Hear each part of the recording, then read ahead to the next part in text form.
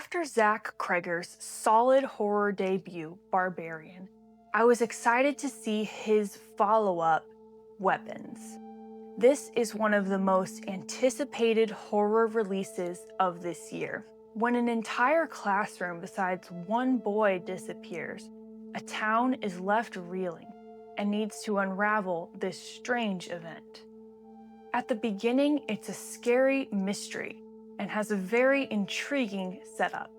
As it goes on, it utilizes one of the scariest things horror can play off of, the fear of the unseen, while building to some particularly frightening images. This includes a couple of earned jump scares.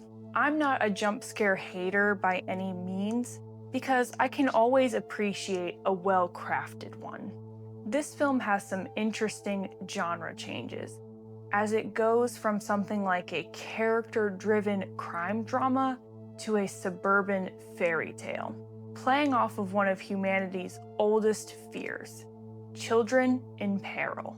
And while it utilized imagery reminiscent of modern, horrible instances of school and mass violence, it explores that horror through a more fantastical, magical lens. During the opening, I was struck by the cinematography, the use of the soundtrack, and the score. I thought all of these aspects were impressive. The camera sometimes would follow characters and their movements closely, lending a sense of action and momentum to those scenes. And there was effective editing here to make those moments feel seamless. I also thought that the performances were impressive, as the actors conveyed interpersonal conflicts caused and amplified by the tension and the mystery hanging over this town.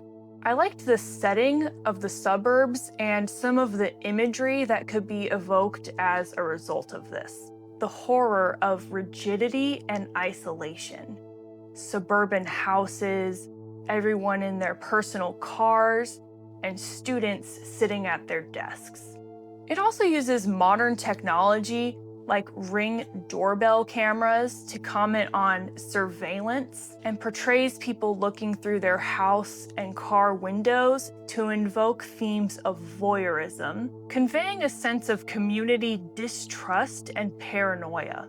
I also appreciated how Weapons immediately sprinkled in some comedic elements like Barbarian did. I thought that in the first act, it was balancing these tones of comedy and drama really well. At a certain point, the movie really makes you think, what is going on? But after the initial setup, I kept thinking, where are we going from here?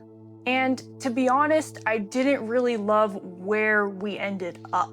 From how dramatic and well-crafted the first act of the movie was, with such striking imagery of contemporary social issues, I was expecting a much more satisfying conclusion to create an ultimately effective and meaningful movie. Bold choices were made with the writing, some of which paid off, but some I was not completely on board with by the end due to some tonal clashing. Eventually, there's a complete shift all the way over to one tone, and I couldn't totally mesh with it. I think if it went harder with comedy all the way through, rather than having only touches of it, these bold choices could have worked better for me. And while the character perspective switches kept parts of the movie fresh and propulsive, by the end I wished it had only focused on a couple characters so that they could be more fully developed. And then maybe the film could have felt more satisfying to me.